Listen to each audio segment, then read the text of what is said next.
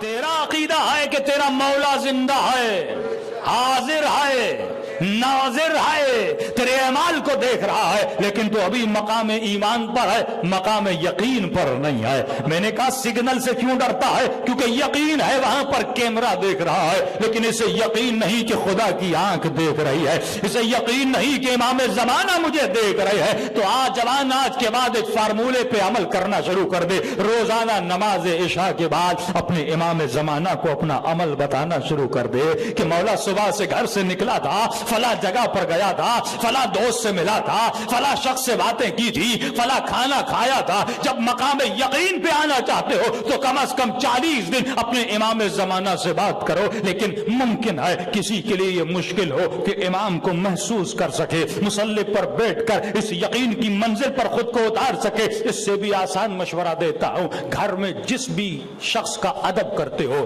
اگر دل میں ماں کا ادب ہے، کہو اماں روزانہ بتاؤں گا صبح سے شام تک میں نے کیا کیا تھا۔ ماں کا ادب تجھے مجبور کرے گا کہ جب نکلنے چلو تو پتا ہوگا ماں کو بتانا ہے، لیکن اپنے خود سے عہد کرنا، قرآن پر قسم کھانا کہ ماں جو بولوں گا سچ بولوں گا، صبح سے شام تک اپنی روٹین بتاؤں گا۔ اگر ماں کا ادب ہے تو ماں کو بتانا، اگر شرم حضور خواہر ہے، اگر بہن کا ادب ہے، ماں نہیں ہے تو بہن کو سلیکٹ کر دے، اگر کسی باپ کا ادب ہے تو اپنے باپ کو بٹھا دے، روزانہ ایک شخص کو اپنا آئینہ بنا دے اور روزانہ اسے بتا، اپنے صبح سے شام تک روٹین کو بتانا شروع کر دے کہ صبح نکلا تھا، یہ کام کیا تھا۔ معصوم فرماتے ہیں یہ ادب تجھے گناہ کرنے نہیں دے گا، تیرے وجود میں نافرمانیوں کو نکال دے گا۔ تو یہ پہلی منزل تقوی اور معاد ہے کہ انسان اپنے وجود میں حضور کو پیدا کر، یہ محسوس کر کسی خدا کے حضور میں سانسیں لے رہا ہے، کسی رب کے حضور میں قدم چلا رہا ہے، کسی رب کے حضور میں باتیں کر رہا ہے۔ مقام حضور تک جب پہنچ گیا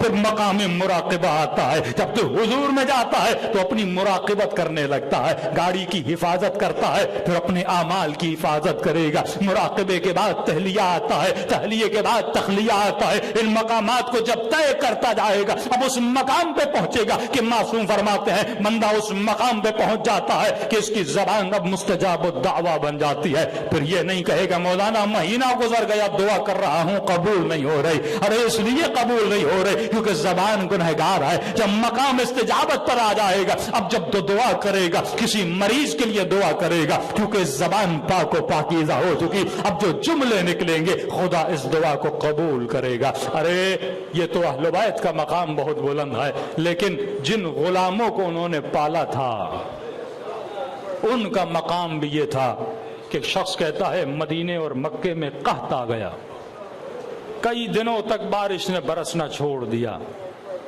فقر و فاقہ میں لوگ رہنے لگے، کھجور کی گٹھلیاں کھانے لگے، پانی نہیں تھا۔ تو ایک مرتبہ لوگ صحرا میں چلے گئے، رو رو کر 3 دن تک گڑ گڑانے لگے، لیکن گڑ گڑانا کسی کام نہ آیا، بارش کا ایک قطرہ ایک بوند نہیں برسی۔ اتنے میں لوگ روتے ہوئے کہ رب نے اپنی رحمت کو ہم سے ہٹا لیا، غیظ و غضب کر لیا ہے، روتے ہوئے چھوٹے بچوں کو لیتے ہوئے اپنے گھروں کی طرف جا رہے تھے کہ اتنے میں میں نے دیکھا بازار میں غلام تھا، حبشی کالا غلام، اس نے لوگوں کی یہ حالت دیکھی، جب وہ لوگ رو رہے تھے اس سے برداشت نہ ہوا، کہتا ہے میں نے دیکھا یہ غلام اپنے ہاتھوں کو بلند کرتا ہے اور روتی ہوئی آنکھوں سے کہتا ہے پروردگارا اپنے بندوں پہ رحم کر، ان کے آنسو مجھ سے دیکھے نہیں جاتے، ان کا رونا مجھ سے دیکھا نہیں جاتا، خدایا بارش کو برسا دے کا اتنا کہنا تھا، کالے بادلوں نے آنا شروع کر دیا، مکے مدینے میں بارش برسنا شروع ہو گئی، میں پریشان ہو گیا، ہزاروں کا مجمع گیا لیکن خدا نے بارش نہیں برسائی۔ حبشی کالا غلام ہے اور اس نے 2 لفظ ادا کیے اور خدا نے اس کے لفظوں کے نکلی ہوئی دعا کو مقام اجابت تک پہنچا دیا۔ کہتا میں نے غلام کا پیچھا کرنا شروع کیا، ارے اتنا عالم اتنا زاہد جو مقام مستجاب الدعوہ پر ہے، یعنی دعا کرے فی الفور مستجب ہو جائے۔ جب میں نے اس کا پیچھا کیا، پیچھا کرتے کرتے میں نے دیکھا یہ کس کے گھر کے اندر गया, ये सैयदुल साजिदीन के घर के अंदर गया, ये ज़ैनुल आबिदीन के घर के अंदर जाता है।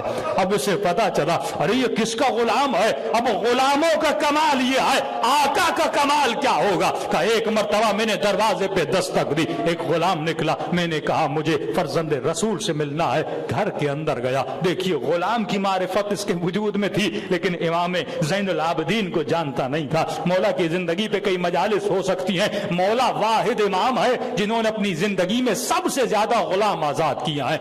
40,000 गुलामों को खरीद के आजाद किया। शियत ऐसे नहीं बढ़ी, इनको खरीदते थे, इनके जहनों में मजहब अहले बैत को डालते थे, फिर आजाद करके बस्तियों में छोड़ देते थे, फिर ये हजारों को शिया बनाते थे। इस तरह तबलीग दीन इस्लाम और मकतब तशय्यो बड़ा है। का एक मर्तबा घर के अंदर गया, इमाम ने कहा मुलाकात करने आए हो। कहा मौला कोई काम था। का मौला आपका एक गुलाम है, हजारों दिरहम और दीनार देने के लिए तैयार हूं, लेकिन इस गुलाम को खरीदना चाहता हूं। इमाम फरमाते क्यों खरीदना चाहते हो। का मौला आपको नहीं पता। का तू बता। का मौला ये मुस्तजाब दावा है। क्या मतलब।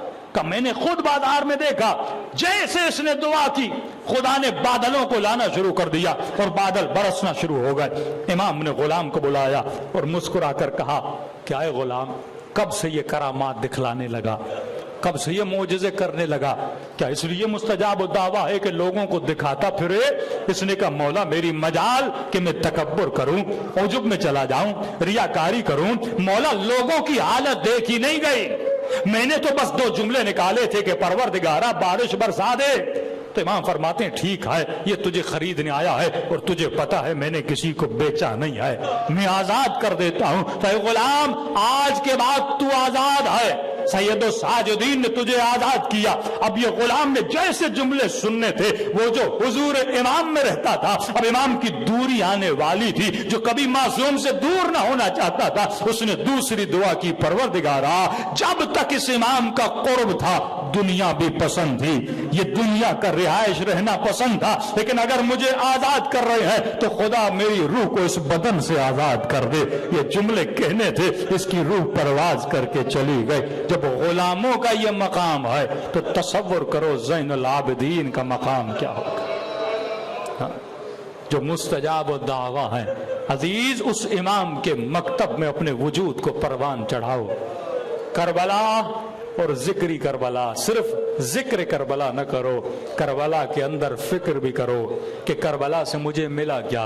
आज तक हमें सिर्फ इस करबला से अलम मिला, ताबूत मिला, चंद कतरे आंसुओं के मिले, लेकिन कब इस करबला से हुर बनेंगे, कब इस करबला से मैसम तम्मार बनेंगे, कब इस करबला से अब्बास से वक्त बनेंगे। अगर हुसैन को अब्बास की जरूरत है तो मेरे अजीज तेरे इमाम जमाना को अब्बास की जरूरत है, इस इमाम को अकबर की जरूरत है, इस इमाम को कासिम की जरूरत है। ये कासिम कहीं आसमान से नहीं आएगा, ये तेरा बच्चा है, ये मेरा बच्चा है, जिसे किरदार कासिम अपनाना है, जिसे किरदार अली अकबर अपनाना है। जब ऐसे किरदार अपनाओगे फिर ये इमाम जमाना के दिल की ठंडक बनेंगे। वो मौला जो फरमाते हैं हर रोज नमाज असर के बाद खुदा मुझे मेरे हुसैन का खून भरा कुर्ता दिखाता है। ऐ मोमिन तुम्हारी जिंदगियों में फिर भी खुशियां आती हैं। 8 रबीउल अव्वल तक मजालिस अदा करोगे, फिर 17 को जश्न मनाओगे, फिर कुछ ऐसे दिन आते हैं बेटियों की शादियां, बेटों की शादियां, कभी घर में औलाद पैदा होती है, खुशियां तेरे घर में फिर भी आती हैं। लेकिन इस कायनात में एक मौला है जिसकी जिंदगी में कोई खुशी नहीं है। लफ्ज है हर रोज, हर रोज खुदा मेरे हुसैन का खून भरा कुर्ता दिखाता है। फरमाते हैं मेरे दादा हुसैन पानी की जगह तेरा बेटा तुझ पे खून रोता है।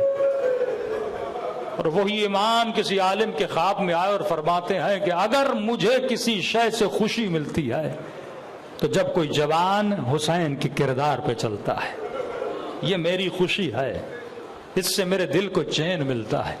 तो अजीज ऐसे बन जिससे तेरे इमाम का वजूद खुश हो जाए। दिलों को करबला ले जाओ और सलाम करो अपने आका हुसैन को। कल बता चुका सलाम के लिए ताकीद है। क्यों? فرمایا کیونکہ عاشورہ کے دن کسی نے میرے بابا حسین کو سلام نہیں کیا۔ اللہ اکبر، کیوں سلام نہیں کیا؟ فرمایا کیونکہ سلام مسلمان کو کیا جاتا ہے، انہوں نے میرے حسین کو مسلمان ہی نہیں سمجھا تھا۔